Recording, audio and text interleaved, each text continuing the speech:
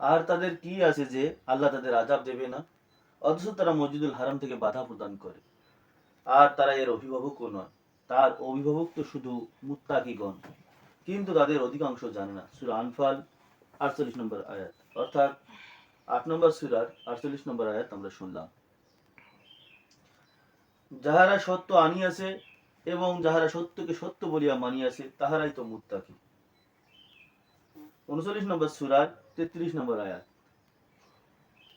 ভালো কাজ এটা নয় যে তোমরা তোমাদের চেহারা পূর্ব ও পশ্চিম দিকে ফিরাবে, বরং ভালো কাজ হলো যে ঈমান আনে আল্লাহ, শেষ দিবস, ফেরেশতাগণ, কিতাব ও নবীগণের প্রতি, এবং যে সম্পদ প্রদান করে তার প্রতি আসক্তি সত্ত্বেও নিকটাত্মীয়গণকে, ইয়াতিম, অসহায়, মুসাফির ও প্রার্থনাকারীকে এবং বন্দি মুক্তিতে, এবং যে সালাত কায়েম করে জাকাত দেয় এবং যারা অঙ্গীকার করে তা পূর্ণ করে, যারা ধৈর্য ধারণ করে কষ্ট ও দুর্দশায় ও যুদ্ধের সময়ে, তারাই সত্যবাদী এবং তারাই মুত্তাকি। সূরা বাকারা 277 নম্বর আয়াত।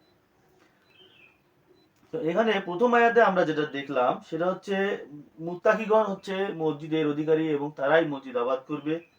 আবার আমরা দেখলাম যে মুত্তাকি তারা যারা সত্যকে সত্য বলিয়া মানিয়াছে, সত্য আনছে এবং সত্যকে সত্য বলে মানছে। আবার বিভিন্ন ভালো ভালো বৈশিষ্ট্যের অধিকারী যারা, তারাই মুত্তাকি। তো আমরা মুত্তাকির পরিচয় সংক্ষেপে কোরআনের আয়াত থেকে আমরা পেয়ে গেলাম। এবার মুত্তাকি বিষয়ে কোরআনের আয়াতগুলো আমরা শুনব। হারাম মাস, হারাম মাসের বদলে এবং পবিত্র বিষয়সমূহ কিসাসের অন্তর্ভুক্ত। সুতরাং যে তোমাদের উপর আক্রমণ করেছে তোমরা তার উপর আক্রমণ করো, যেরূপ সে তোমাদের উপর আক্রমণ করেছে। আর আল্লাহকে ভয় করো এবং জেনে রাখো নিশ্চয় আল্লাহ মুত্তাকিদের সাথে আছেন। 2 নম্বর সূরার 194 নম্বর আয়াত, অর্থাৎ সূরা বাকারার 194 নম্বর আয়াতে আল্লাহ বলছেন যে হারাম মাস হারাম মাসের বদলে এবং পবিত্র বিষয়সমূহ কিসাসের অন্তর্ভুক্ত। সুতরাং যে তোমাদের উপর আক্রমণ করেছে তোমরা তার উপর আক্রমণ করো, যেরূপ সে তোমাদের উপর আক্রমণ করেছে। আর আল্লাহকে ভয় করো এবং জেনে রাখো নিশ্চয়ই আল্লাহ মুত্তাকিদের সাথে আছেন। তার মানে আমরা বুঝলাম যারা মুত্তাকি, যারা তাকওয়ার অধিকারী, তাদের সাথে আল্লাহ আছেন। আর তোমরা দ্রুত অগ্রসর হও তোমাদের রবের পক্ষ থেকে মাগফিরাত ও জান্নাতের দিকে, যার পরিধি আসমান সমূহ ও জমিনের সমান, যা মুত্তাকিদের জন্য প্রস্তুত করা হয়েছে। সূরা ইমরান 133 নম্বর আয়াত, অর্থাৎ 3 নম্বর সূরা 133 নম্বর আয়াত আমরা শুনলাম। যারা সুসময়ে ও দুঃসময়ে ব্যয় করে এবং ক্রোধ সংবরণ করে ও মানুষকে ক্ষমা করে, আর আল্লাহ সৎকর্মশীলদের ভালোবাসেন। এই সূরারই 3 নম্বর সূরা 134 নম্বর আয়াত। আর যারা কোনো অশ্লীল কাজ করলে অথবা নিজেদের প্রতি জুলুম করলে আল্লাহকে স্মরণ করে অতঃপর তাদের গুনাহের জন্য ক্ষমা চায়, আর আল্লাহ ছাড়া কে গুনাহ ক্ষমা করবে। আর তারা যা করেছে জেনে শুনে তা তারা বারবার করে না। 134 নম্বর 135 নম্বর আয়াত, অর্থাৎ 3 নম্বর সূরার 133, 34 এবং 135 নম্বর আয়াত আমরা শুনলাম। তো আল্লাহ বলছেন আর তোমরা দ্রুত অগ্রসর হও তোমাদের রবের পক্ষ থেকে মাগফিরাত ও জান্নাতের দিকে, যার পরিধি আসমান সমূহ ও জমিনের সমান, যা মুত্তাকিদের জন্য প্রস্তুত করা হয়েছে। অর্থাৎ যারা তাকওয়ার অধিকারী, তাকওয়াপূর্ণ ব্যক্তি, তাদের জন্য আল্লাহ জান্নাতের সুসংবাদ দিয়েছেন, যা তিনি প্রস্তুত করে রেখেছেন। তারা কি রকম, তার ব্যাখ্যা আল্লাহ দিয়েছেন। যারা সুসময়ে ও দুঃসময়ে ব্যয় করে এবং ক্রোধ সংবরণ করে ও মানুষকে ক্ষমা করে, আর আল্লাহ সৎকর্মশীলদের ভালোবাসে। আর যারা কোনো অশ্লীল কাজ করলে অথবা নিজেদের প্রতি জুলুম করলে আল্লাহকে স্মরণ করে অতঃপর তাদের গুনাহের জন্য ক্ষমা চায়, আর আল্লাহ ছাড়া কে গুনাহ ক্ষমা করবে। আর তারা যা করেছে জেনে শুনে তা তারা বারবার করে না। তো মুত্তাকি এমন ব্যক্তি, তারা তো অন্যায়, অবিচার এবং ভুল কাজ করতেই চায় না, তারপরেও নফসের তাড়নায় যদি কোনো কারণবশত ভুল করেই ফেলে তা আল্লাহর কাছে তারা সমর্পণ করে এবং ক্ষমা চায়, এবং তারা তা বারবার করে না, সেভাবেই তারা প্রস্তুত, সেভাবেই তারা তওবা করে। বলো আমি কি তোমাদেরকে এর চেয়েও উত্তম বস্তুর সংবাদ দেব? যারা তাকওয়া অর্জন করে তাদের জন্য রয়েছে তাদের রবের নিকট জান্নাত, যার তলদেশ দিয়ে প্রবাহিত হয় নহর সমূহ, সেখানে তারা স্থায়ী হবে। আর পবিত্র স্ত্রীগণ ও আল্লাহর পক্ষ থেকে সন্তুষ্টি, আর আল্লাহ বান্দাদের সম্পর্কে সম্যক দ্রষ্টা।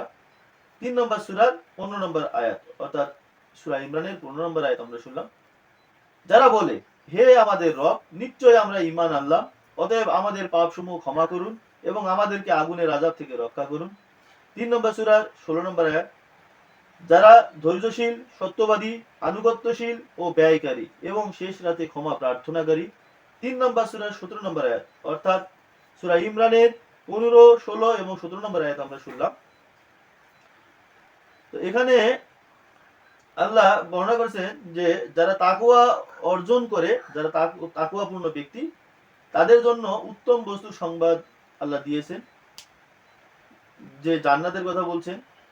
তো সেখানে জান্নাতের বর্ণনা আল্লাহ দিয়েছেন। তো আল্লাহর পক্ষ থেকে সেখানে থাকবে সন্তুষ্টি, পবিত্র নারী, আর আল্লাহ বান্দাদের সম্পর্কে সম্যক দৃষ্টি, আল্লাহ সবই দেখেন। তো তাদের যারা এই তাকওয়ার অধিকারী, তাদের বৈশিষ্ট্য আল্লাহ তুলে ধরতে গিয়ে আল্লাহ বলেছেন, যারা বলে হে আমাদের রব, নিশ্চয় আমরা ঈমান আনলাম, অতএব আমাদের পাপসমূহ ক্ষমা করুন। মানে তারা সব সময় ক্ষমা প্রার্থী আল্লাহর কাছে, তারা আল্লাহর কাছে সব সময় আল্লাহর কাছে ক্ষমা চায়, এবং ক্ষমা শুধু চায় না, সেই ক্ষমা পাওয়ার মতো যোগ্যতার যে বিষয়গুলো সেটা তারা অর্জন করে। অতএব আমাদের পাপসমূহ ক্ষমা করুন এবং আমাদেরকে আগুনের আযাব থেকে রক্ষা করুন। যারা তাদের বৈশিষ্ট্যগুলো আল্লাহ তুলে ধরেছেন দেখেন, যারা ধৈর্যশীল, সত্যবাদী, আনুগত্যশীল ও ব্যয়কারী এবং শেষ রাতে ক্ষমা প্রার্থনাকারী। তার মানে শেষ রাতে তারা আল্লাহর শরণাপন্ন হয় এবং আল্লাহর কাছে ক্ষমা চায়। এবার আরেকটি আয়াত, আর আমাদের জন্য এ দুনিয়াতে ও আখিরাতে কল্যাণ দিন, নিশ্চয় আমরা আপনার দিকে প্রত্যাবর্তন করেছি। তিনি বললেন, আমি যাকে চাই তাকে আমার আযাব দেই, আর রহমত সব বস্তুকে পরিব্যাপ্ত করেছে। সুতরাং আমি তা লিখে দেব তাদের জন্য যারা তাকওয়া অবলম্বন করে এবং যাকাত প্রদান করে, আর যারা আমার আয়াতসমূহের প্রতি ঈমান আনে। সূরা আরাফ 156 নম্বর আয়াত, অর্থাৎ 7 নম্বর সূরার 156 নম্বর আয়াত। এখানেও আল্লাহ তাকওয়াপূর্ণ ব্যক্তিদের জন্য সুসংবাদ দিয়েছেন। আরেকটি আয়াত, তবে মুশরিকদের মধ্য থেকে যাদের সাথে তোমরা চুক্তিবদ্ধ হয়েছো, অতঃপর তারা তোমাদের সাথে কোনো ত্রুটি করেনি এবং তোমাদের বিরুদ্ধে কাজকে সাহায্য করেনি, তোমরা তাদেরকে দেয়া চুক্তি তাদের নির্দিষ্ট মেয়াদ পর্যন্ত পূর্ণ করো, নিশ্চয়ই আল্লাহ মুত্তাকিদের ভালোবাসেন। সূরা তওবা 4 নম্বর আয়াত, অর্থাৎ 9 নম্বর সূরার 4 নম্বর আয়াতে আল্লাহ বলছেন যে যারা চুক্তি করে, তারা যদি চুক্তি রক্ষা করে, তাদের সাথে চুক্তি রক্ষা করতে, এবং আল্লাহ মুত্তাকিদের ভালোবাসেন, অর্থাৎ যারা তাকওয়াপূর্ণ ব্যক্তি আল্লাহ তাদেরকে ভালোবাসেন। এই জায়গায় যারা তাকওয়াপূর্ণ বৈশিষ্ট্যের অধিকারী হতে পারলে বা এই কোয়ালিটির হতে পারলে আল্লাহ সন্তুষ্টি অর্জন করা যায়, ক্ষমা প্রার্থনা করা যায়, আমরা বুঝতে পারছি। আরেকটি আয়াত, নিশ্চয় মুত্তাকিগণ থাকবে জান্নাত ও ঝর্ণাধারা সমূহে। সূরা আল হিজর 45 নম্বর আয়াত, অর্থাৎ 15 নম্বর সূরার 45 নম্বর আয়াত।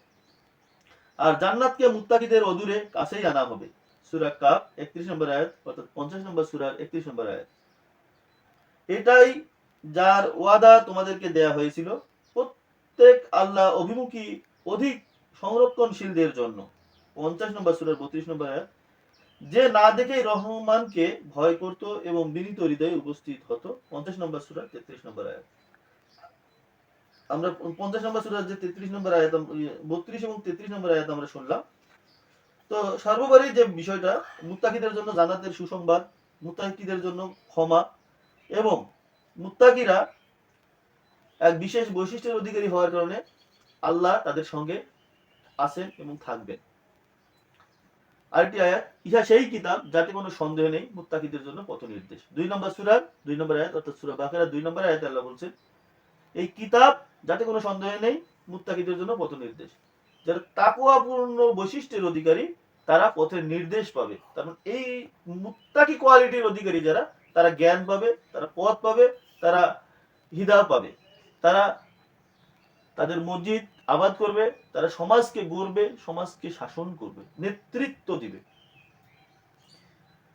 যারা গায়েবের প্রতি ঈমান আনে, সালাত কায়েম করে এবং আমি তাদেরকে যে রিজিক দিয়েছি তা থেকে ব্যয় করে। 2 নম্বর সূরা 3 নম্বর আয়াত, আর যারা ঈমান আনে তাতে যা তোমার প্রতি নাজিল করা হয়েছে আর আখিরাতের প্রতি তারা ইয়াকিন রাখে। 2 নম্বর সূরা 4 নম্বর আয়াত, তারা তাদের রবের পক্ষ থেকে হিদায়াতের উপর রয়েছে এবং তারাই সফলকাম। 2 নম্বর সূরার 5 নম্বর আয়াত, অর্থাৎ সূরা বাকারার আমরা 2, 3, 4 এবং 5 নম্বর আয়াত শুনলাম।